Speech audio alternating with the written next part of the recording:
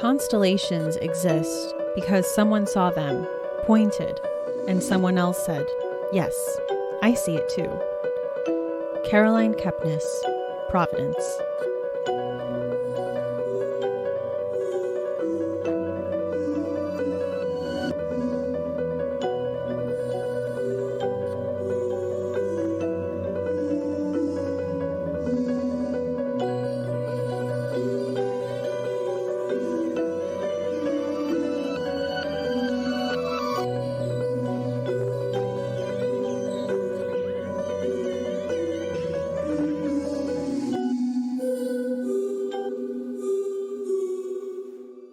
Welcome to Books in the Freezer, a podcast dedicated to the deliciously disturbing world of horror fiction. And I have a bit of a special Valentine's Day treat for you listeners. I'm chatting with Lisa and Mackenzie from the Ladies of the Fright podcast to talk about romantic relationships in horror.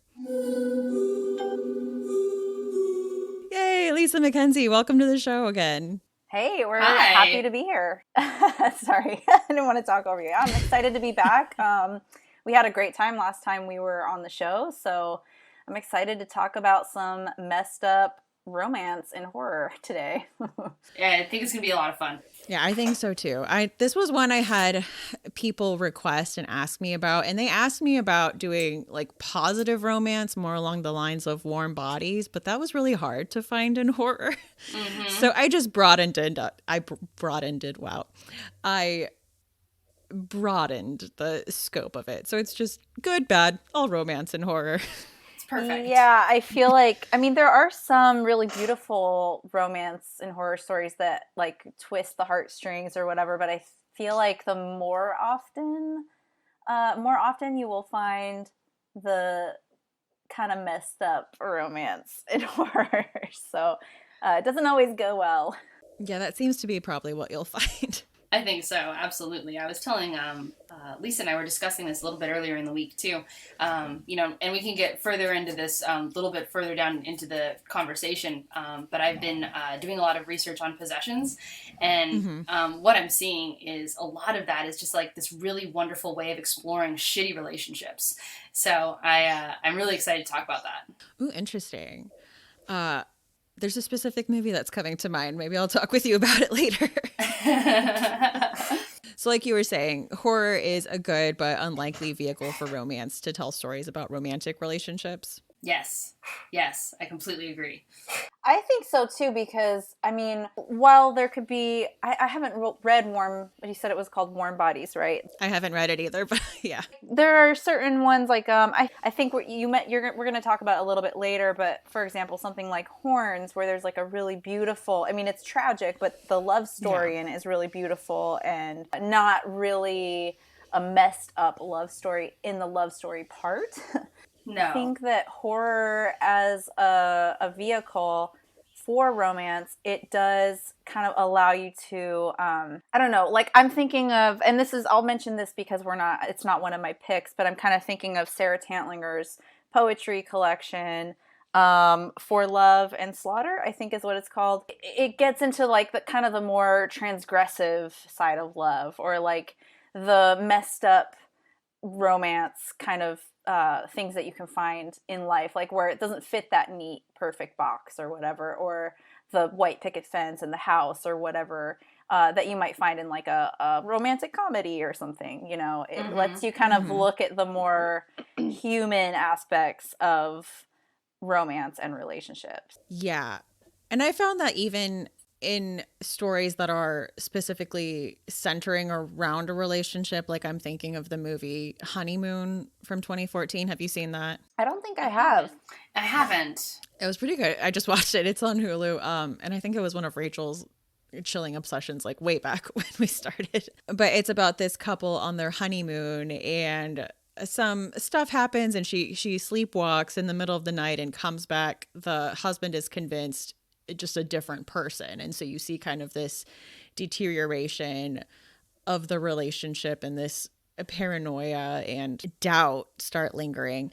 But I've also found in horror that even in stories that aren't specifically about relationships, like I was thinking haunted house stories where it's usually a couple moving into a house and you see the like haunted house tropes being triggers for tender points in their relationship or like issues that they are having, which is it's big in horror, like survival horror. It's like being tested by the situation. So I think that's something we see a lot with romantic relationships. But I was thinking specifically haunted houses because it's about like, you know, starting your life together and this thing that's supposed to be, you know, good for you as a couple.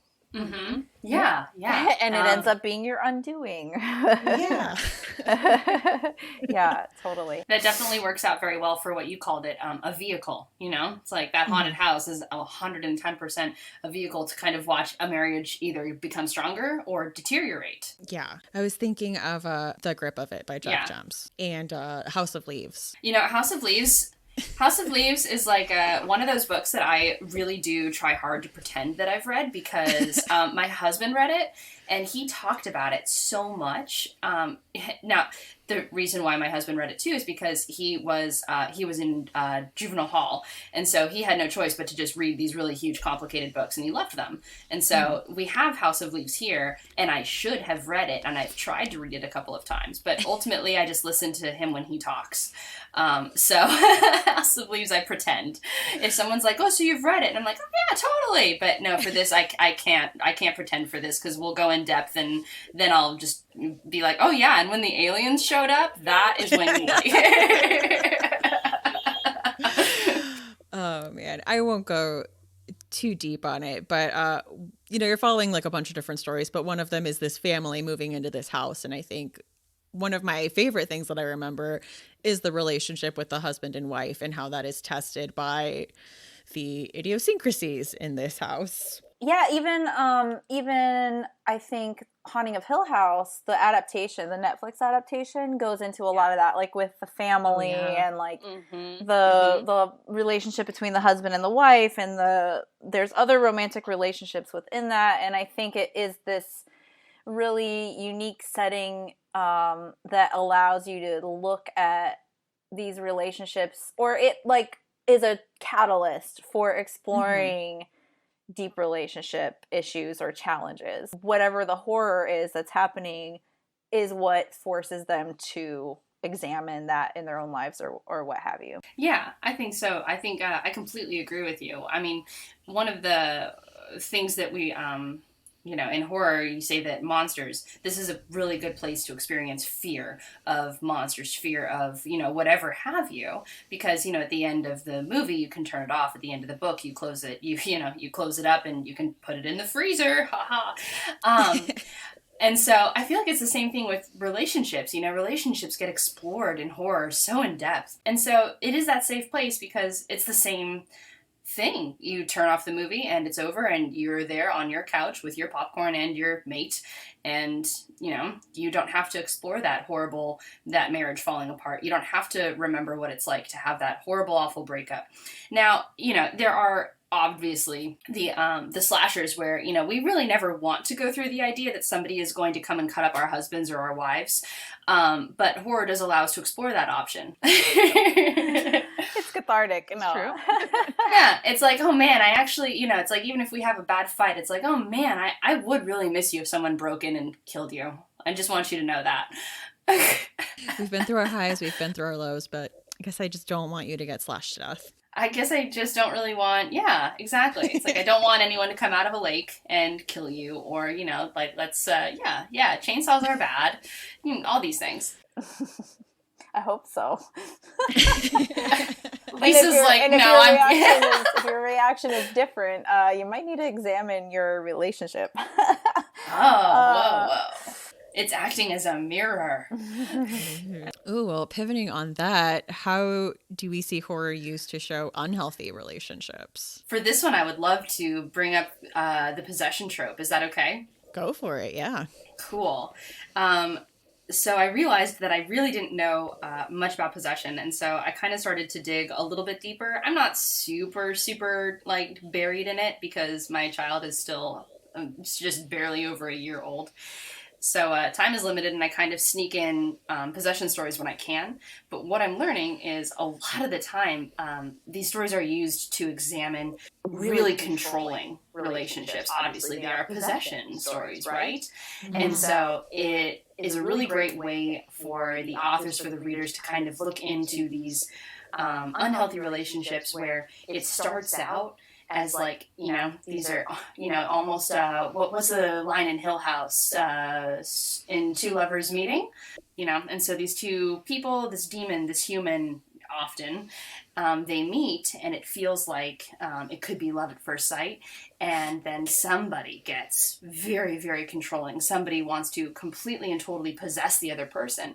And now if I just go ahead and I take, excuse me, if I take the demon out of it, then this completely is something that happens in regular relationships. You just get sucked so deep into a relationship that you don't know where you end or where the other person begins, or where it's an unhealthy, toxic relationship and you're essentially being controlled by someone else. Oh, definitely. But have you seen The Black Coat's Daughter? Mm-hmm. No, I haven't. Yeah, so that I think is like possession, but with kind of a like codependency on the possessed person's end too. Yeah, Mm-hmm. yeah, totally. Yeah, I agree with that for sure. I was also, as you were talking, Mackenzie, I was thinking about this in addition to like the concept of possessing another person, that the possession trope could actually be a metaphor for. There's also this idea of, I think within that is like, you thought you knew this person, and then they become possessed or whatever, and maybe it's I just was also thinking of it as another potential metaphor for a person you thought you knew or a person that you love changing in such a way changing in such a way that you feel like they're possessed. So I think that, I mean, ooh, that's nice. That's just and that's just one side of horror. There's a lot of different other ways, I think, to show unhealthy relationships, but I think that the genre itself has a lot of opportunity for looking at things like unhealthy relationships because of the nature of the genre. I mean, it's a darker genre, so it allows us to kind of go there. I'm also thinking of, actually, we had you on our show, Stephanie, to talk about oh my gosh, I'm spacing. I'm thinking of ending things. And that's interesting too, because I mean, we definitely spoiled the book, and I don't know if I should spoil it now. So even though the relationship within the book isn't what you think it is as you're reading, it does kind of look at this other side of like loneliness or distance from other people, or a lack of connection, which I think is also a way of showing an unhealthy relationship, even if the relationship in that book isn't quite what it seems, right? So I think being able to connect to others is a part of having a healthy relationship, and this looks at a character that is not able to find that connection. Now, and then to kind of go completely all the way around, My Best Friend's Exorcism by Grady Hendrix, that kind of shows too how a relationship becomes stronger in spite of, the devil, in spite of a demon, in spite of possession. And so I feel like that book really explores this really well too, even though that's not in the most traditional sense of romance. That is a relationship, and I think that horror also has the ability, in all genres, but particularly right now in possession, in showing us that love trumps all, right? Yeah, I would say within the possession genre. Well, I guess The Exorcist too. I was like, it's one of the like few happy endings, and I'm like, The Exorcist is like sad happy. Yeah. Exactly. There aren't a lot of we don't exactly go to horror for the happy endings, right? And so I feel like when we get one, it is prized. It is very cherished. Like, oh my God, like I loved the ending. I cried. That's something that we can so very rarely say at horror. Instead we're like, oh my God, I was up until 3 a.m. reading it. I had to finish, and everyone died. So. And so, no, I feel like these endings are good, and that is where you can explore, like, what does it take to have a really good relationship, and it's explored thoroughly. And I think that this gives us ways to explore it too. I'm not sure that The Fireman by Joe Hill is necessarily horror, but that's another what do you guys think? Could that be considered horror? It's Joe Hill, but The Fireman? I mean, my first pick, I would say, is like not quite horror, so you're fine. Okay, not quite, but approaching. Yeah. Dark. It's got a darkness to it. Yeah. And that has two, different relationships in it where, the really shitty relationship is explored, and then so is the really good one. So I think that this is a really good catalyst, a really good vehicle. Definitely. Oh, and one that I thought of that I'm sure you've read since you've been doing your possession research is Come Closer, which is literally about a married couple where one of the parties thinks that they're getting possessed. So that was like a perfect. Sarah Gran. Yeah. Mm-hmm. Yeah, I actually had to read that for Stephen's class while I was at University of California, Riverside. The low residency program, and that was one of our required readings, and that's something that I've been through a couple of times now, and it never stops scaring the living shit out of me. Yeah, I read it for the first time last year. It's creepy. Mm-hmm. It does that thing in possession stories well, where you're following a narrator in their point of view, but they're an unreliable narrator, and you as the reader don't know what to believe. Yeah. And they have this really great pivotal moment, too. And I've kind of started to pick this up in several different possession stories. And I almost want to say, too, that this might be in haunted houses as well, where you have that moment of realization with the characters where they're able to get out. It's like this is their very last chance to get out, and they know it. And so there's desperation that we all feel as an audience, as listeners, as readers. And like, oh, my God, this might have a happy ending. That's what gives us hope, because they say, oh my God, I've been hearing these things in the back of my head. I want my husband back. What's happened to my life? Or for haunted houses, like maybe we should leave, right? And, but then whatever happens. The house eats them, or in possession stories, that's when the demon really sinks their teeth in. And so normally at the end, you'll get this kind of like a floaty voice almost. They're like, well, everything's okay now. We're together. It's all good. And I feel like that really shows, a toxic relationship too, a really like a kind of like a possessed toxic relationship, because you'll have that moment of where you say, this person's bad for me, but then, you get hoodwinked, or, you talk yourself into it or whatever, and it's, oh, no, this is good. This is okay. So I really appreciate that part of haunted house novels or possession stories, It's like it gives you that last little bit, that last little carrot to get to the end. They're good at just ripping your heart out. Mm-hmm. You know it. So I know you guys have some upcoming things coming out this year that kind of fit into the topic that I wanted to talk about. Well, so what are your Mackenzie's especially does, which is like too. There is an aspect of it for sure, but yours is definitely, when I was reading, we were planning for it, I was like, oh my God, I wish I could do this one, but it's not out till August 2020. But do you want to talk about it? Or you were gonna pick my book? It's amazing fit for this, because it's so messed up. So nice. It's like the most messed up love story I've ever read. So, aww. What a compliment. That's high praise. That's some serious high praise. Aw. Lisa, we were already going to be friends until forever. Like, you don't need to keep doing this. The novella that's coming out is called All You Need Is Love and a Strong Electric Current. I wrote it on a dare. I wrote the short story version on a dare anyway. And it's about a lady who has a particular fetish for cold things. She likes it cold.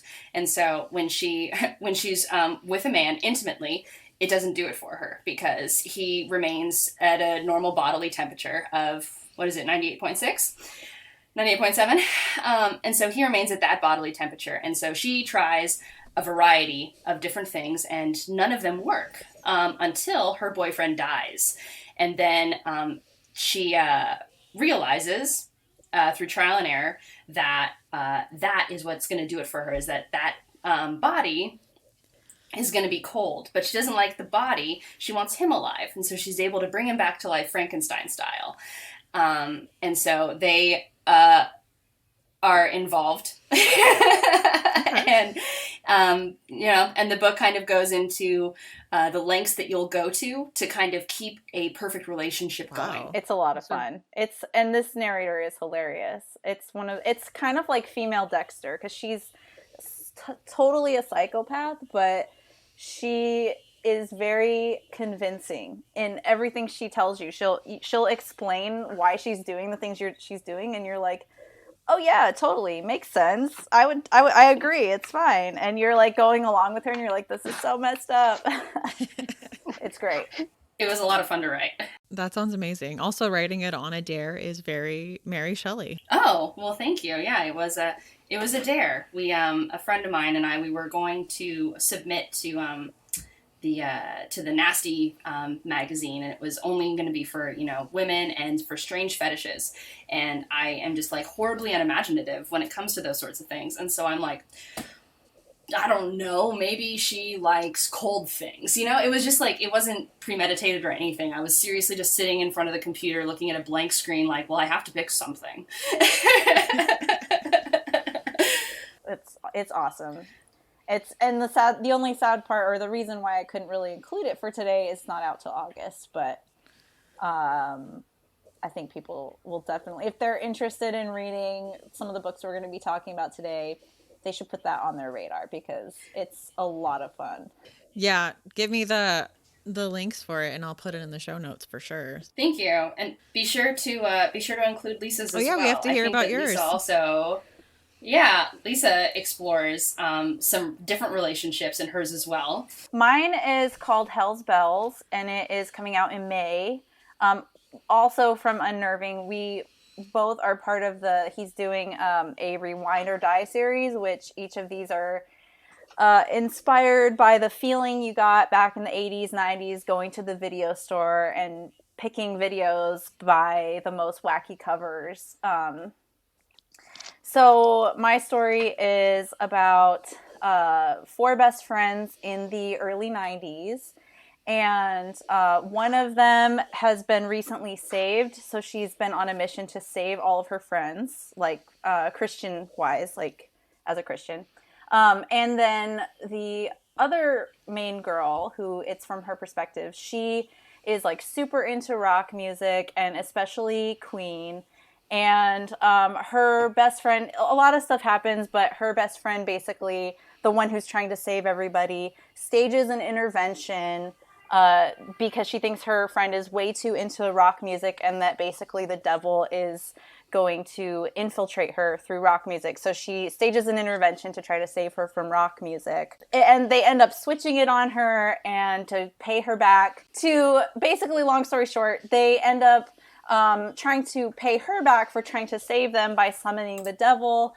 The devil shows up, but he's not who they think he is, and they end up having to defend themselves against God, who is not very happy with these teenagers who are messing with things they shouldn't be messing with. And then that's basically, I won't spoil any more from there, but it's a lot of best friendship. There's teenage love, a lot of 90s music references, and stuff like that. So that sounds awesome, and I can see the real life influence with the Queen love. I was gonna say, spoiler, Queen might be involved. I was like, I have to write about this somewhere, so it was the most fun thing to write. It was a blast. So yeah. Lisa was texting me while she was writing it, and she's like, I'm getting my fangirl out now. I was particularly thinking, Lisa, too, of that teen love that you have in there, where it's just like, you did such a great job with that. I'm really excited for people to sort of re-experience, the brand new teenager love, like your first love again. So, well, thank you. So going back into romance and horror, let's talk about some movies and pop culture. And starting off with a movie I know you just had an episode talking about. Yes. Let's talk about Midsummer.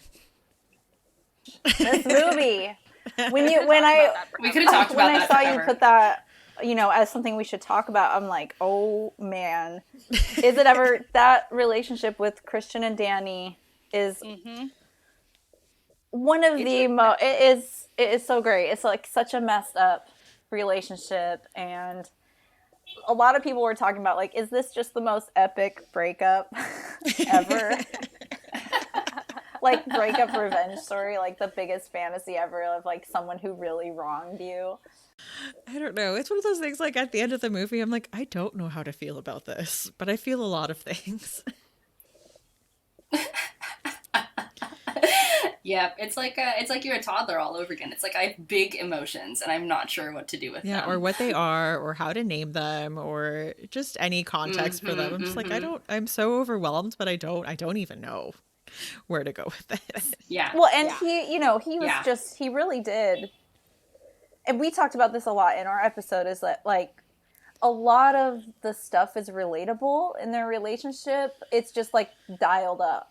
So it's like I feel like many of us have had these small moments where we didn't feel heard, or we didn't feel supported, or we didn't give empathy to someone or a partner or a friend going through something. Like these small moments, it just wasn't necessarily with the dial turned up as loud as it was between them. So I think that's why it was so, for me anyway, so emotional to watch them, because I could relate to lots of different aspects of it, just not the whole thing as a whole.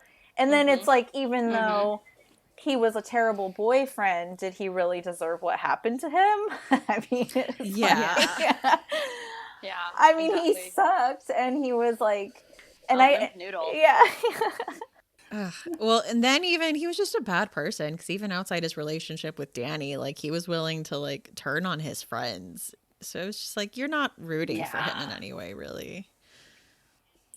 No. And I dearly loved him as a character. And this is one of the things that Lisa, Bob, and I all talked about. It's like how, he's a horrible human being, but I still really enjoyed him as a character because he was so depraved, Mm-hmm. He was an entertaining character, because you're just like, oh my God, really? And then when he is going to steal his friend's dissertation topic. Thesis, you're just not a nice guy. You're just... Yeah, not only are you like a dismissive, gaslighting jerk, you're also just not a good person. I mean, this woman is like so starved for any like empathy or just any human decency that I think we see that when the like girls are screaming with her, like, and feeling her pain with her. She's like, this is all I need. No one has done this with me. Yeah, totally. I don't remember the Julia Stiles season of Dexter all that much, so you might want to give me a refresher. Because I remember Rita. I remember like the crazy dark-haired lady. I don't remember Julia Stiles. Yeah, this was probably... Okay, so I just don't remember her name. That's what I'm looking up right now. Lumen, thank you. So this particular season with Dexter and Lumen, I was in love with this particular season. I don't need to watch all of Dexter over again, because then I'll just be hurt by the ending again. But like, I loved this particular season because I thought that it was just so perfect. I was on board. I felt like they belonged together. And so I was particularly crushed with the way that everything ended. But it was a very interesting way to explore somebody kind of venturing down that rabbit hole and then finding a kindred spirit down there, but knowing that she doesn't belong down there. I mean, Lisa, do you want to weigh in on this? This is also one of my favorite seasons, and their relationship is probably one of my most favorite like TV show relationships ever. And he basically saves her from this very traumatic situation, and then she wants to, like, she is so traumatized by what happened to her and the men who were doing these things to her, that when she finds out about him and his true self, and she doesn't flinch back from it, and then she actually understands it, and then they go on this rampage together to atone for what happened and kind of like get back at the men who did these horrible things to her. It was like exactly what you're saying. He had someone who was able to see him and not flinch from who he was, and they could be their true selves with each other, and they were the only ones who were able to see that. But at the same time, he knew it wasn't the life for her, that once she completed this cycle of basically, I don't want to call it revenge, even though it was revenge, but it was more just like... It's like a weird atonement kind of thing. Atonement kind of once she completed that cycle, she wasn't going to stay a serial killer with him. No. You know, she couldn't live in that dark place. So it was a very beautiful romance. I think, like, it was just really amazingly done, and the acting was incredible. And it was so good for Dexter's character because it explored him being able to be seen for all that he was and be loved. And I think that was really special. And I think it kind of goes back to this whole thing about, like, horror being a good lens at which to look at all these different things, because, I mean, it's a really extreme example, but we all want to be able to find somebody who can see us for who we are and accept us for all our darkness, even if we're not, like, serial killers. Yeah. Which hopefully we're not. But we mentioned horns earlier. Oh, yeah. And Lisa, this is actually one of the books where I was shocked that you hadn't put it on there. And so I put it on there and was like, this is going to be really good for both of us. Because horns, yeah. Yeah, because Stephanie, for a long time, Lisa was the way that she is with Queen. That's how she was with horns. She was putting a copy in everyone's hands. She really was. And when I saw it on here, I'm like, oh my gosh, there's so many more books I could have included. I thought of so many more, even as we were all just talking. And even Horns is actually a movie too, so I think it fits in this section as well. Yeah, I love their love story, even though the whole story itself is tragic. It's a beautiful, like, the love story part is just gorgeous. Yes, I completely agree. Because, like, even though, and then, you know, spoiler, even though the girlfriend is dead, they are still kind of going through Ig, right? Ig, he's still going through a lot of the relationship. Yeah. You know, he's still going through a lot of the depression. He's still going through the need for revenge and the need to figure things out. And so it was... you're still, even though it's a one-sided conversation, you're still there for it. And it wouldn't be Horns without both of them. So yeah, I would definitely I'd call it a love story before anything else, which might be too much into the way I think, but totally. No, I would say, like, yeah, Horns couldn't be Horns without his relationship, without the romance in it. We wouldn't get the level of grief that drives him. And then I asked for suggestions from the Patreon supporters who are in our Voxer group, and somebody mentioned It Follows, which is like sexual relationships. And, like, which is it's an aspect of romance. Yeah. That was a really good one too. When we saw It Follows, my husband turned to me and he said, this is essentially like if an STD just got up and started killing you. Like, it's like, well, they do, but yes, I completely see that. It's, she is the, she's the STD you really don't want. Killer STD just wasn't as catchy. Oh, that was the title originally. Yeah. It didn't test well, so they changed it. And then in the Voxer group, someone mentioned Only Lovers Left Alive, which I haven't seen, but when they described what it was about, it sounded really good. And they said it's about this, like, vampire couple who's been alive for, like, hundreds of years, and they're just kind of, like, getting bored and restless. And I'm like, I need to watch this. That sounds amazing. And then someone mentioned Crimson Peak, and then Alex Gray on Patreon mentioned Rebecca, which I do want to say both of those might fit into a theme we're doing for an upcoming episode. So I won't go too much into those. And then I wanted to mention, of course, everyone's, like, horror goth aesthetic relationship goals, Morticia and Gomez, the Addams Family. Awesome. Last minute I added onto this because as we were talking, I was like, oh my gosh, I can't believe I didn't think of this one. And it's this movie called The Love Witch. Oh yeah. Have you guys seen that? I've seen it on Shudder, but I haven't, like, sat down and watched it. Oh, it's also on Amazon Prime, at least. It's been on mine for a while, and it is amazing. It's kind of it's like a horror witch movie, but it's done in this old 60s, 70s style and aesthetic, and it's basically just about this super narcissistic woman who gets tired of being hurt by men, and so she just starts like doing all these like terrible spells to kill all of her lovers, and it's like really amazing, and it's gorgeous to look at. Like, it was made recently, but the director, yeah, it's really, really, really good and entertaining. And it is horror, but it's also got almost like a folk horror feel, and it has a feel of horror movies from that era of like 60s, 70s, and the way she does the makeup and the lighting, it just, you feel like you're watching a really old film, but it's like, I don't know, I think it was made in like 2017 or something like that, but it is really, really good, and it definitely shows some of the more toxic sides of love, but also, you know, she's kind of been hurt a lot, not that that makes it right, but it kind of shows how she's just like fed up, and she's done she's done like with men. Oh, I'm excited to watch it.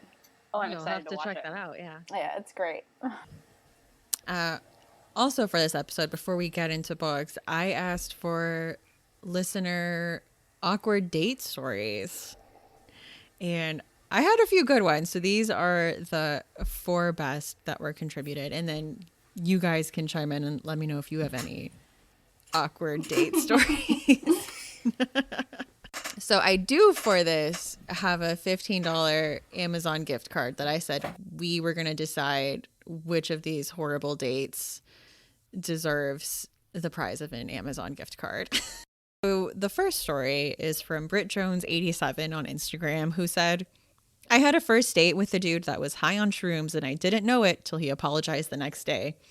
He was sweating profusely and laughing at nothing, which was very embarrassing at our fine dining establishment.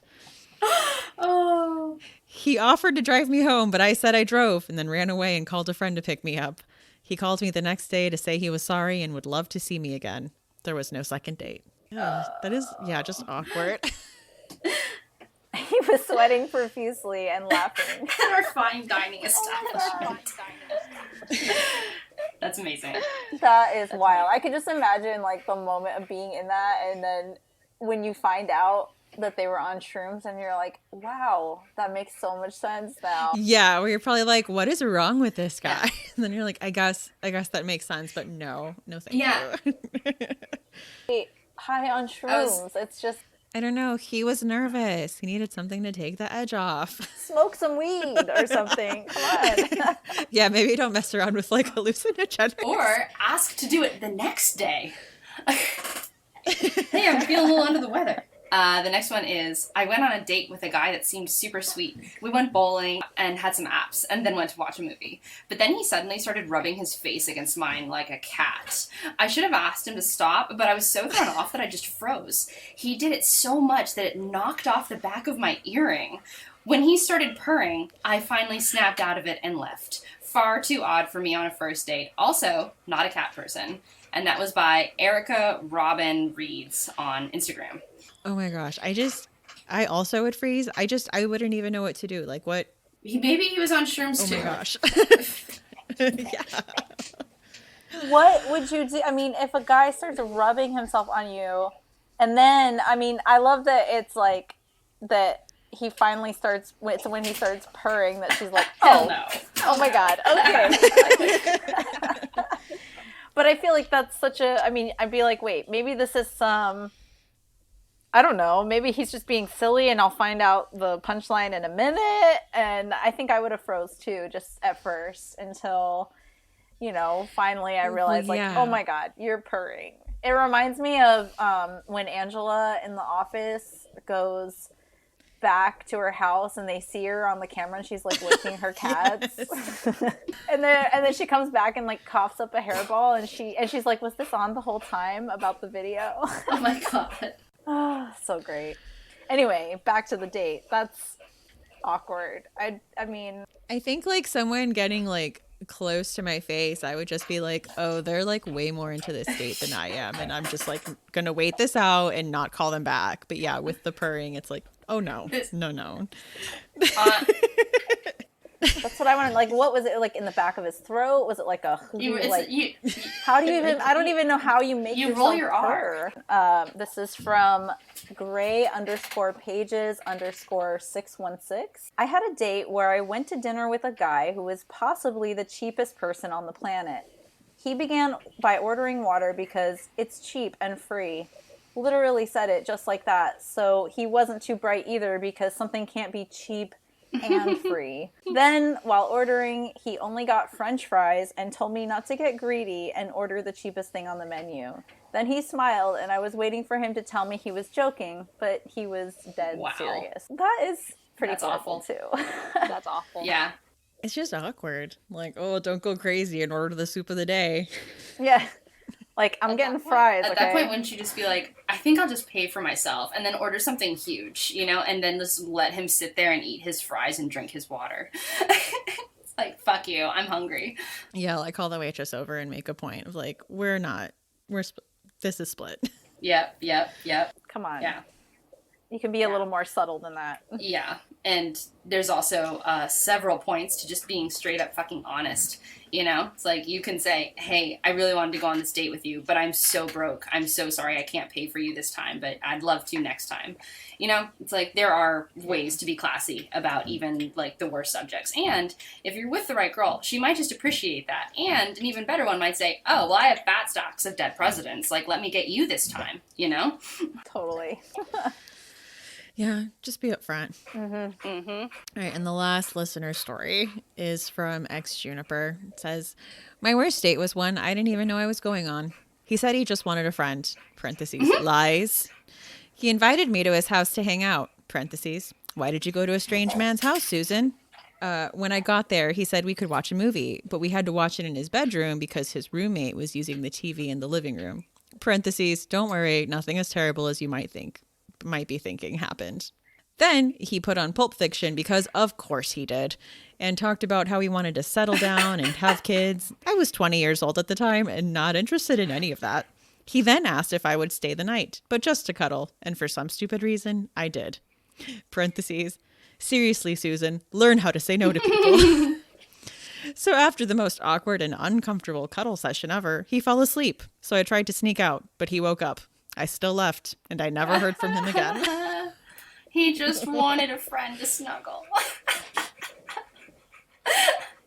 That's amazing. He just wanted to snuggle and watch Pulp Fiction. That's sad. That's... Yeah. I feel bad. That's so sad. It's like, listen, I just really need someone to come over and snuggle and watch Pulp Fiction with me. I just want a friend. Come hang out at my house. In my bedroom. On my bed. Yeah, but I won't tell you that till you get here. So weird.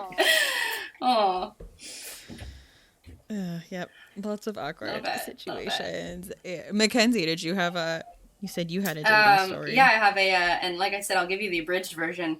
So I went on a date with this one guy who I was friends with in middle school. And we reconnected after college and said, let's go out on a date. And I get there and my lady balls like totally dropped. He was just like so stinking pretty. And I'm like, this is going to be the best date ever. I was super pumped up for it. Cause it's everything. I'm like, oh my God, I'm reconnecting with like an old fling that I had in middle school and he's beautiful.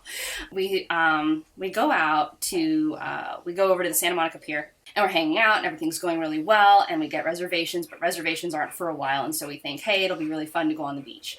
Now, this is the horrible part because what I'm saying is 110% true, but of course no one believes me. I ended up losing my keys on the beach. And it's not because we were doing anything particularly fun. It's because I'm a psycho and I said, hey, let's race. And so we raced across the beach because that's what we used to do when we were in middle school. We used to run together. And so we raced to see if we could still run. And when I get back, I couldn't find the keys. Now, this was particularly horrible because I had borrowed my sister's car, and she was we're 12 years apart. She was an attorney, she still is, at a law firm. And her keys had the keys to the law firm, had all of the keys she needed to get into file cabinets, everything like that was on that goddamn keychain. And so I called her just panicking. I'm like, I'm so sorry. Do you have another set of keys? And she's like, I don't for the law firm. I have to, you better get to my house and get another set of keys so I can have my car. I'm like, oh my God, I'm so sorry.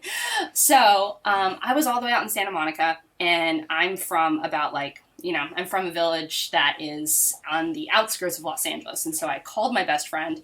At this point, it was probably 9 at night, 10 at night, something like that. Like, we're approaching, it's too late to ask for help, right? And so I asked my best friend, and he goes, I have work at 4 a.m. He was a cook. He says, I can't come and get you. I'm so sorry, but can I interest you in my sister? And so his sister, who I've known all my life too, she comes and she picks me up. And I say to the person I'm on the date with, I say, oh my God, I'm so sorry about all of this. I have to fix this. I have to go and get the keys to my sister's car so I can move her car before it gets towed and all of this jazz, right? And I say, did you want to come with me? We can continue our date after all of this. And he goes, yeah, it's been an adventure so far. I'll go along. I'm like, okay, that sounds great. And so we go, an hour to go and get my sister's other set of keys. We get back to Santa Monica. It's been 2 hours. It is now fucking midnight. We find the car. I get in the car and I'm like ready to cry. I've ruined this really wonderful date, and somehow this guy is still along for it. So get in the car. I'm like, okay, it's going to get better from here. He's like, let's go to my place. Maybe we'll order some pizza, and we'll just hang out. I'm like, that sounds great. I actually have exactly what we need to eat pizza and hang out because I am from Humboldt County right now. And so I'll let listeners figure out exactly what that means. So we're in the car and about 2 minutes go by and I get pulled over by a cop. And I turn to my date. And because he's like, oh, what's wrong? I think, oh my God, I forgot to turn my headlights on because it was so bright. Santa Monica was so bright. Cop pulls me over. I say to my date, that's not the problem. The problem is I have some weed in the back of the car. It's sitting in my niece's car seat. And my date goes, okay, is it better if I talk or if you talk? And I'm like, I don't know, I'm just scared. So the cop comes over and, he's like, miss, your headlights weren't on. And I'm like, oh my God, I totally know. And then my date starts covering for me. He's like, yeah, she's from Humboldt County. Like, this is actually her sister's car. And cop's like, okay, well, I need to see that. And he sees on there that it's a company car from a law office. And he's like, okay, all this checks out. Please just make sure you drive with your headlights on. And I'm like, yeah, I'm so sorry. I'm so used to just forest and darkness. It was so bright. I'm so sorry. I got this. It's just not my car. I wasn't. And he's like, oh, yeah, you're totally fine. And then he leaves. And then I do the only thing that I possibly can do. I start crying. And my date's like, it's totally fine. Don't worry about any of this. This has been a really fun night.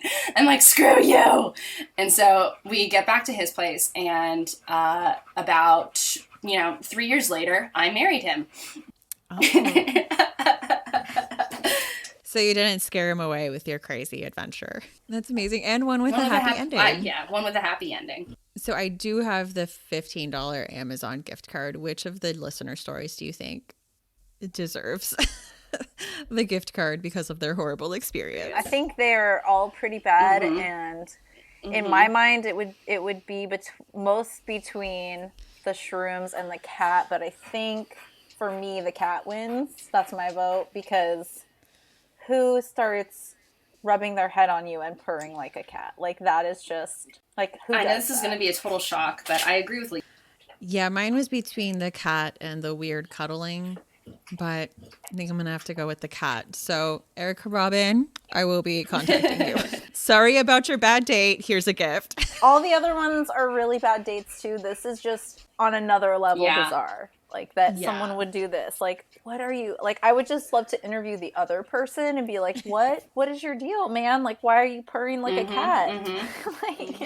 On a first date. Not even, leading somebody up to it. Should we talk about some books? Let's do it. So my first pick is Providence by Caroline Kepnes. And this is the one that I said, like, is not really horror. It's more like supernatural mystery.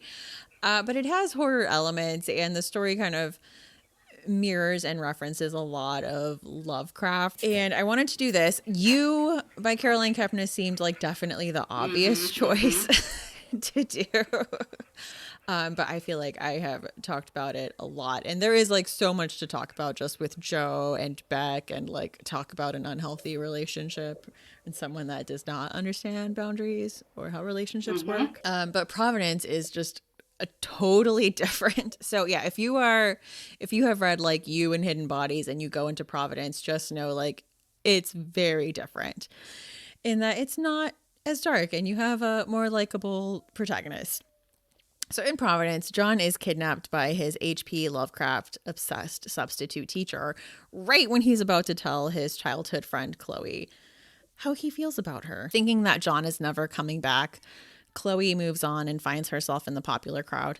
John escapes years later and realizes that he has the power to put anyone he has strong feelings for in immediate danger, all the while being tracked by a detective who is interested in a series of vigilante killings that seem to be related. Such a good book. It is. And I think John and Chloe just have this like tragic angle where you just keep rooting for them, and they just have this love for each other, like whether or not they ever at different points, you know, they may not come to terms with it or like say it outright. Like there is just this like beautiful like longing and tragic love story and pining that, you know, seeps into their life that I just thought was really well done. And in the background of like being hunted by a detective and accidentally killing people. Whoops. The background with all of this H.P. Lovecraft stuff, you know, especially the Dunwich horror and stuff like that. And I just thought it was a good pick for this episode because it follows a romantic relationship.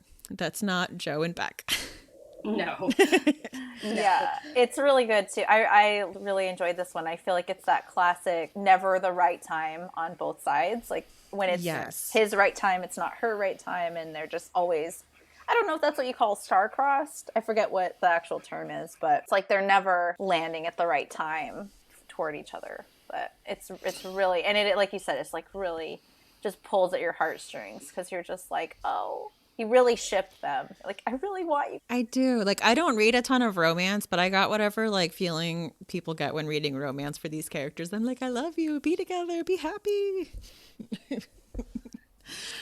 So, yeah, I will say this is room temperature. And I would say this is pretty recommendable to anyone. I mean, I know it's like what room temperature means, but not just horror readers. It has a wide appeal. Definitely. And so that was Providence by Caroline Kepnes. So my first pick is a novella called To Be Devoured by Sarah Tantlinger. I believe it is her debut novella, so she's had a lot of, or a couple of poetry collections published now, but this was her first prose work. And the premise of this one is the vultures circling outside Andy's home taunt and invite her to understand the secrets hiding in their banquet of decay. Fascination morphs into an obsessive need to know what the vultures know. What does carry-on taste like? Andy turns to Dr. Fawning, but even the therapist cannot help her comprehend the secrets. She's buried beneath anger-induced blackouts. Her girlfriend, Luna, tries to help Andy battle her inner darkness and infatuation with the vultures. However, the desire to taste dead flesh, to stitch together wings of her own and become one with the flock sends Andy down a twisted, unforgivable path. I don't know. Have either of you guys read this yet?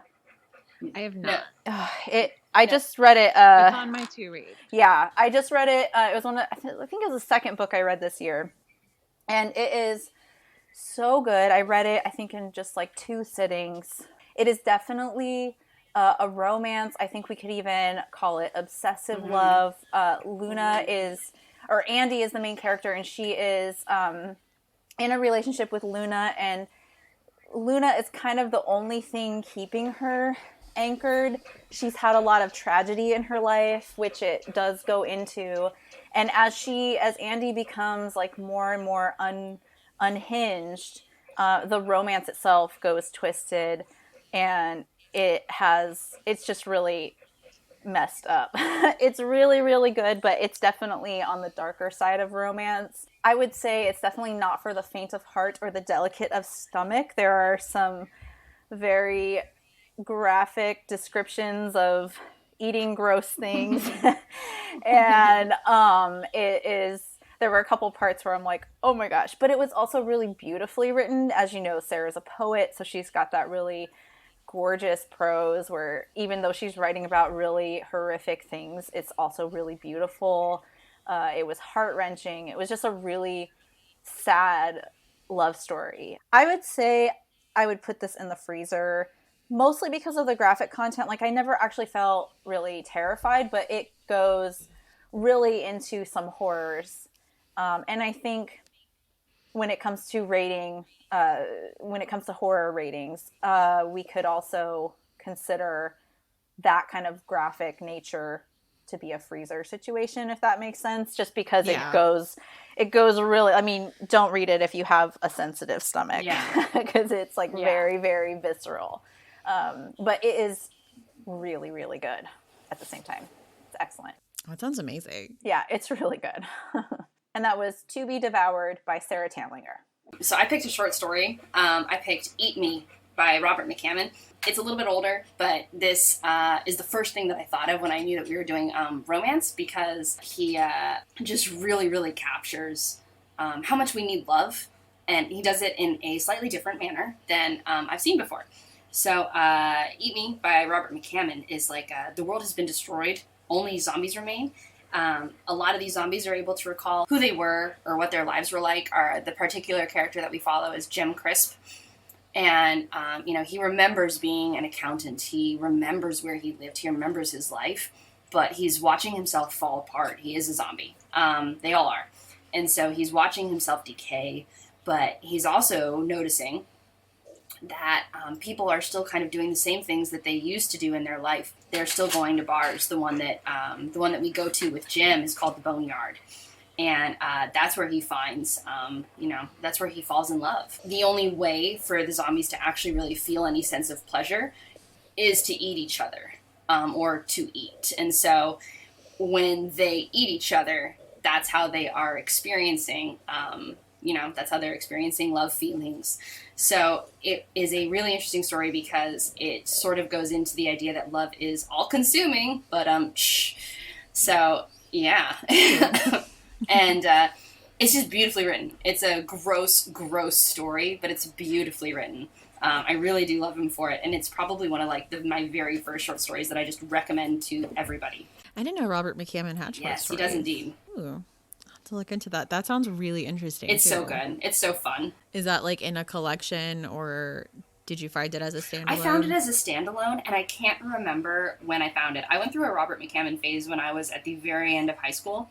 So, I mean, it's been a good, 15 years since I went through, I'm going to dig through everything Robert McCammon has. Sometimes I even forget which books I've read by him until I actually, start looking through, and I'm like, oh, I have read this one. So we're just at that point, but I really love this one. You can find it on his website. And my last pick is an anthology. It's Heart and Hearts, and this is edited by Eddie Generous. This is an anthology where they are dark, creepy stories all about love.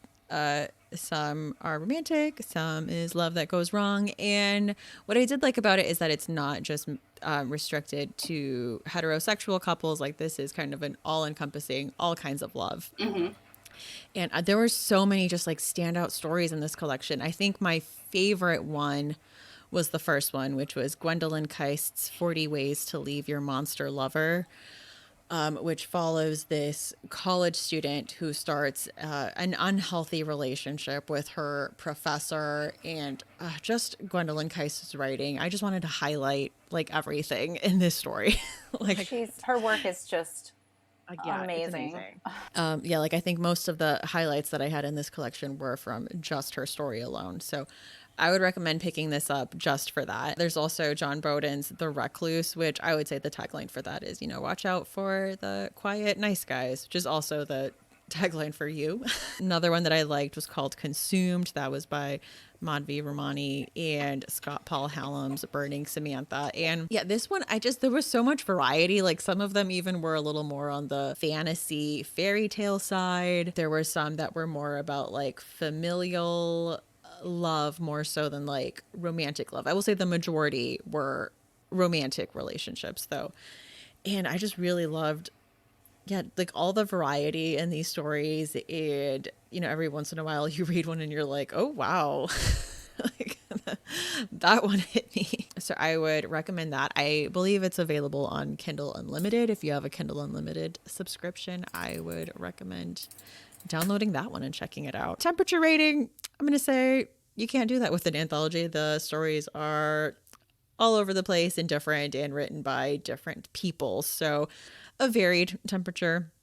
And again, that was Hardened Hearts, edited by Eddie Generous. My last pick is a novella called The Last Conversation by Paul Tremblay. What's more frightening, not knowing who you are or finding out? Paul Tremblay explores the answer in this chilling story about identity and human consciousness. So imagine you've woken up in an unfamiliar room with no memory of who you are, how you got there, or where you were before. All you've got is the disconnected voice of an attentive caretaker. Dr. Kuhn is there to help you, physically, emotionally, and psychologically. She'll help you remember everything. She'll make sure you reclaim your lost identity. Now answer one question. Are you sure you want to? So this novella is in the Amazon Forward collection. I'm not sure if you guys have heard about this or read it, but it's amazing. If you have Amazon Prime, you can get free digital and audio copies for every single book in this collection. And they're just like short little novellas.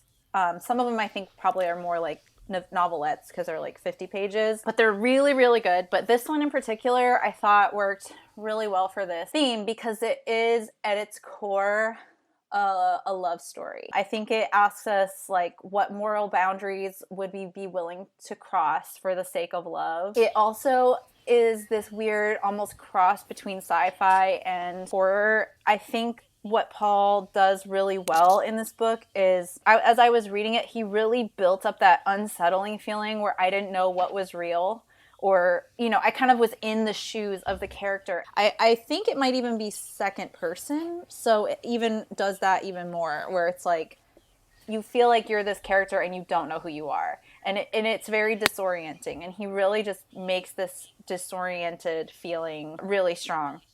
It's unsettling, it's unnerving. As this caretaker, guides the situation, and you start to realize like, okay, I'm getting closer to remembering who I am. You really do feel like, okay, do I even want to know the answer? Because the answer is almost worse than not knowing. So yeah, really, really, really good. Really quick read. If you have Amazon Prime, you can get it for free, either the digital or audio, if you have Audible. And it's excellent. I would say it's room temperature. So it was unsettling, unnerving, disorienting, but not really scary. Yeah, that sounds really good. It's really, really good. I just realized too, Stephanie, that I didn't rate Eat Me. I would definitely call that room temperature because it is not scary, but be definitely very warned that your stomach will churn. So it's a different kind of horror. It's gross horror. Oh. But lovely, too. The anthology that I picked for the next one, I picked Demons, and that's edited by John Skip.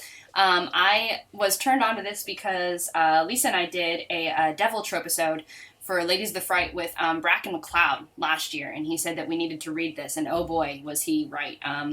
There is a lot of romance in this. The stories in here are, they all feature some kind of love or romance, but what is love without a little possession? It's really difficult to rate it because there are some that, you kind of need the trigger warnings in the very beginning. And so that's kind of a different sort of horror that's not necessarily scary. It's more, it's like maybe this belongs in the freezer and now I'm going to go drink a glass of wine and cry. And then there are other stories that just hit every single bit of exorcism stories that you want, that you really love. And then there's a couple that are just They're really sweet. One of the sweet ones I'm talking about right now is called He Waits. It doesn't sound sweet. That's by K.H. Kohler. That story is really interesting because it kind of goes into what a good relationship looks like. And I enjoyed that. And then another one that was really cool was by Amelia Beamer. I really am starting to fangirl over Amelia Beamer. I think that a lot of the things that she does is just really wonderful because she combines horror and then the woman experience and comedy. And so while you're reading this horrible story, you're laughing, but you also have this horrible sense of dread. And I believe that one is called, let me grab it, I dog-eared. It's called Staying the Night. And then there's another one by Olivia Llewellyn. It's called And Love Shall Have No Dominion. And that is from the perspective of the demon. And that's the one where you kind of need a trigger warning. And so I won't go into that too much. But yeah, I would say this book belongs in the freezer, but there are definitely stories to take it out of the freezer for. Yeah, it sounds really good. So this is an anthology. Yes, it's called Demons. Ooh, I'm gonna have to check that good. out. It's good. I never even heard of It's got this. Neil Gaiman in it. It's got Robert McCammon. Like it's got some big names, and then then the ladies that I just mentioned as well. So yeah, check it out. It is really good. It's a brick. I haven't finished the whole thing because it's seriously. I mean, it might even be like 1,000 pages just of stories. My gosh. Yeah, it's one of those where I can just kind of pull it out and be like, I'm in the mood to read a short story today, and it's demons and the devil, but like Mackenzie says, a lot of them have a romance twist, which I think with demons, possession, and the devil, you'll find that a lot too, because there's this this almost like forbidden love. I don't think you can have one without the other, you know? It's like there definitely does seem to be some kind of, definitely a trend. And the one that I'm really appreciating is how demonic possession is sort of being used as a catalyst, is being used as a metaphor for really, really wicked romances. I hadn't noticed that, but that makes sense. I definitely did just want to put out there, but I mean, Amelia Beamer, like I said, that's kind of my girl crush right now. The Loving Dead has been out for a little bit, and it's one of the books that I did read for my graduate thesis. I definitely recommend that if you like the idea of zombies and dead. The idea is that zombies, it's kind of like It Follows. You turn into a zombie as it's more of like a sexually transmitted disease, being a zombie. And so you can only get it through sex. And so the book reads like a romance erotica, but there's zombies in it, and it's the end of the world. It's hysterical. It's a laugh out loud funny book. So that definitely doesn't belong in the freezer. The Sookie Stackhouse series that became True Blood, I think is one of the most wicked, wonderful romance series out there, for a multitude of reasons. But if you're looking for, romance and horror, I really recommend Sookie Stackhouse, because those books are just told with such a different, vibrant voice. And I love too how they just accept that vampires are a thing. I mean, did either of you guys see True Blood or read the Sookie Stackhouse novels? I watched the first season. I've read I think the first 2 books, and I agree. They're just such a fresh kind of voice, and they're definitely almost like if you picked up a regular romance book, but then there's murder and vampires, and I would say kind of paranormal romance, but there is a twinge of horror to it too. So I find them to be just really fun to read. they're a total delight. Yeah. And the show, I watched a big chunk of it until it really went. I think around the 5th season, that's when I stopped, because it just got a little wacky. But I've never heard of The Loving Dead. That sounds hilarious. It's so funny. I love that book. It's really it's full of comedy, full of dark, morbid comedy, but it is so funny. I'm gonna have to add that to my TBR. And then I've never read any of the Sookie Stackhouse books. So are they I think in my mind I always kind of thought they were more urban fantasy, romance. But I guess having watched True Blood, there's definitely horror elements to them. Yes, I would definitely agree. And then there are, because it's a series, there are some books that you can point to and say, this is all urban fantasy. And then there are other books where you're like, do you know what the fuck happens to her? This is horror. This is really, really terrifying stuff. And And so I feel like it kind of belongs on the same bookshelf as Harry Potter, where you could argue that they have horror elements and they progressively get darker, or there are very dark elements to them that belong in a horror book, but aren't necessarily horror as a whole. I would agree with I'm that. gonna have to check those out. Yeah. They're a lot of fun if you're just in the mood for a different, like a change of pace. And what I love about it is there's, like, Sookie is such an unapologetic character. Yeah. And her voice in the books is just so, I mean, I think that in the show, you kind of get a sense of what her voice will be in the book, but it's just so unique. And I love that, I mean, there's a lot of, like, graphic sex, but it never feels like, it's just indulgent. It's not, it never feels like you're reading, like, a cheesy. It never feels dirty. Yeah. You know, erotica story. Yeah. It's just, like, unapologetic. We're having some awesome sex now, okay? And it's really fun. But then they do, like you said, some of them go really dark, and there's a lot of, like, she's a very human character that doesn't feel glossed over at all. They're a lot of fun. Well, are we ready to get into some chilling obsessions? So I'll keep it simple. And I don't know if this really specifically counts as a chilling obsession, but I've recently got into Mr. Robot on Amazon Prime. I feel like I'm the last person in the world to finally start watching the show, so I'm sure a lot of your listeners have already been introduced to the show. But, like, while it's not exactly horror, and I don't know that it would be shelved on horror, it's definitely got a darkness. It like digs deep into the dark psychology of this main character, Elliot, who's played by Rami Malek. And, it's kind of, I feel like, takes some inspiration maybe from the hacker group Anonymous. I can't, like, quote that because I haven't read up on it, but basically Rami Malek is a hacker, and he gets engaged in this hacker group that is, like, trying to take down these evil corporations. But while that's all going on, he's dealing with, like, drug addiction and intense depression and loneliness, and it is really, really good. So I've just been binging that, and I'm really into it.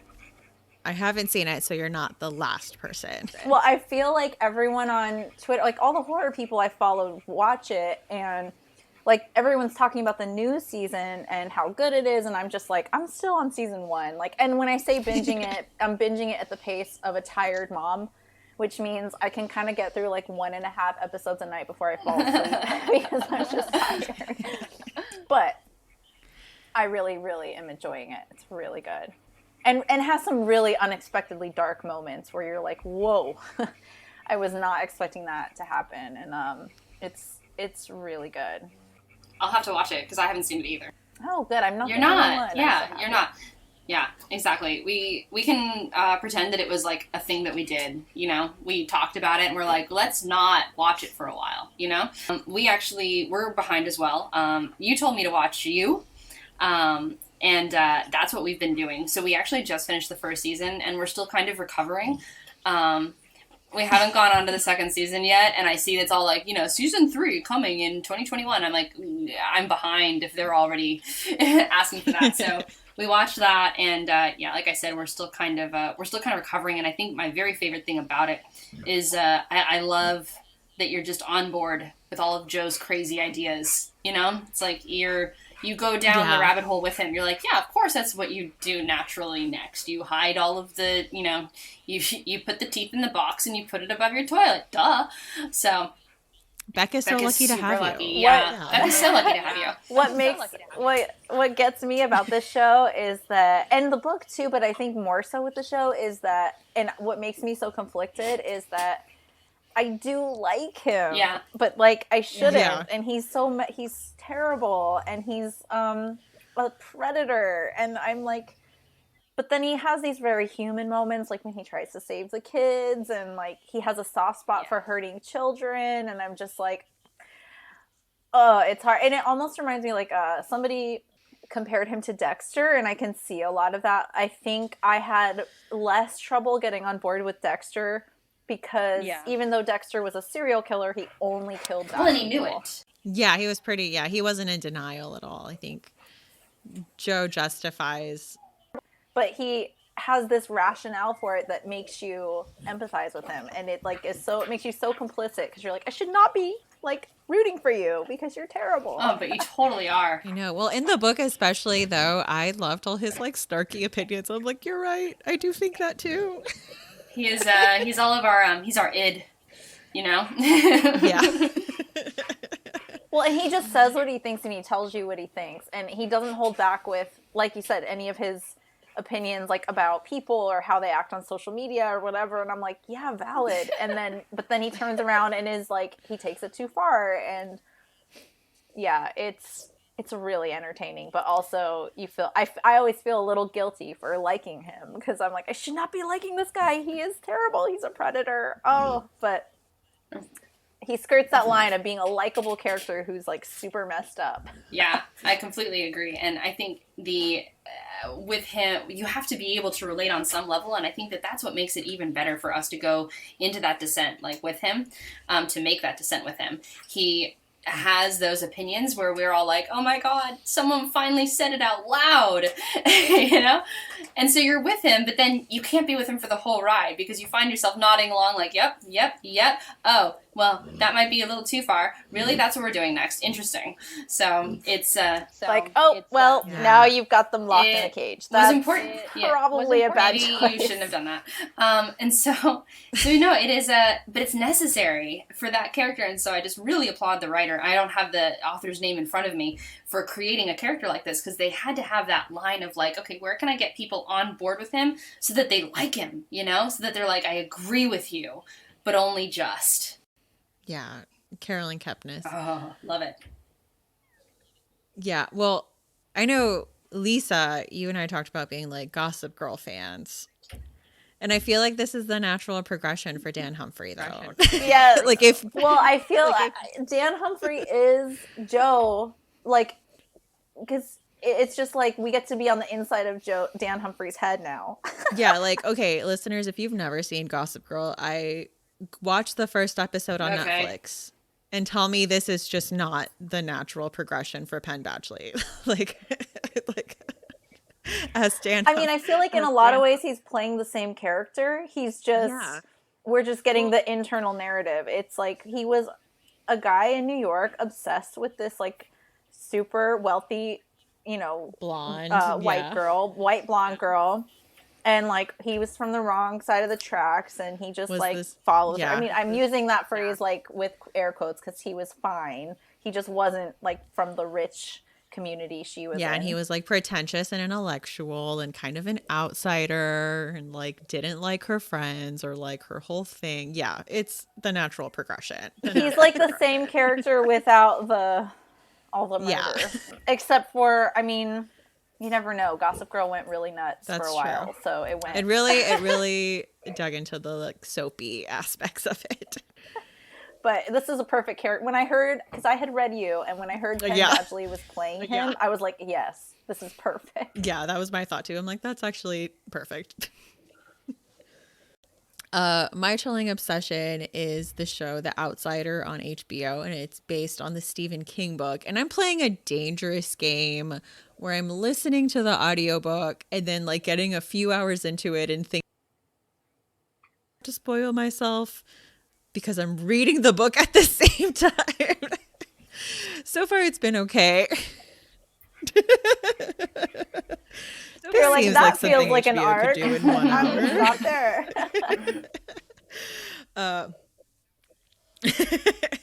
I've never done it before, but I'm Luckily, like, I really want to watch it, but I also really want to read it, and I am impatient. So, so this has Jason Bateman playing Terry Maitland, who's an upstanding citizen and Little League. Wow. He's an upstanding citizen and Little League coach who's accused of murdering a young boy in like a really grisly way.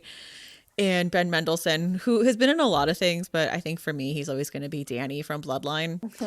He plays the he plays the detective who's on the case, and he's like taking it really personally because Terry had coached his son. And so, he makes this big public deal of like arresting him in public, like in the middle of him coaching a game.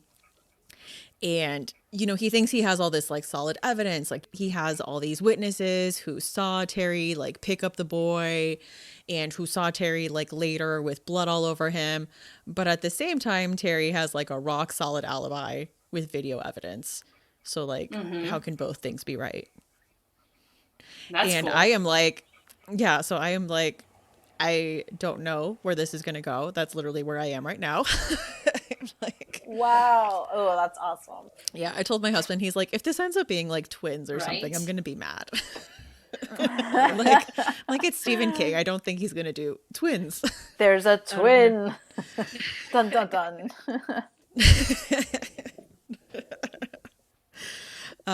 So that is what I am watching right now. Well, like in the beginning of, I still have like a few episodes to catch up on once I get read up on the audiobook a little more. Books in the Freezer is a bi-weekly podcast. We post episodes every other Tuesday. You can find us on Twitter at Books Freezer Pod, or on Instagram at Books in the Freezer, or on Facebook at facebook.com/Books in the Freezer. There's also a Facebook group you can join. You can send us an email at booksinthefreezer@gmail.com. Show notes for this episode and all previous episodes are at booksinthefreezer.com, and we are on Patreon as Books in the Freezer. We are Amazon affiliates, so you can buy things using our affiliate link. And the coolest things people purchased on Amazon this week with the link were a Stephen Sondheim coloring book. Oh, interesting. Called Color Me, Stephen Sondheim, a coloring book for all ages about the iconic musicals of Stephen Sondheim, which sounds like it would be totally up my alley. That sounds awesome. Yeah. I almost bought a Queen coloring book, but then I found out it was like pictures or like pages from the movie instead of the actual band, and I was like, that doesn't seem as cool to me, even though I like the movie. Someone bought a woman's long sleeve classic fit Oxford shirt and a lot of books. So like American Elsewhere, someone bought Dig, Star Trek, Discover, The Enterprise Warp, just like a lot of books. You guys have good taste. So thank you for that. If you want to find that link, it is pinned to the top of the Twitter page for Books in the Freezer, and I believe I posted it on Facebook. I'm Stephanie. You can find me on Twitter at lady_Ganya, or on Instagram at That's What She Read with 2 A's, or on YouTube as That's What She Read. And where can people find you? If you want to know what's going on with our podcast, I think the easiest place to find all of that is on Twitter. We are at LOTF Pod. You could also go to our website, which is ladiesofthefright.com, which has links to everything else. We've got an Instagram, Ladies of the Fright. We're pretty easy to find. If you want to find me, I would say the best place to find me is at La Quiglette. That's LAQUIGLETTE on Twitter. And then if you want to find more about me and my work, I'm at mackenziekira.contently.com. That's just kind of like a compilation of the articles and everything that I've written. If you want to see me on Twitter, then I'm actually Kira1Mackenzie. So if you see me floating around out there, that's me. I'm one and the same person. Well, thank you so much for coming on. This was so fun, and I'm so glad you guys came on for this episode to talk about romance and horror. Thank you. It was a lot of fun. Thank you for having us. Join us next time for Books in the Freezer.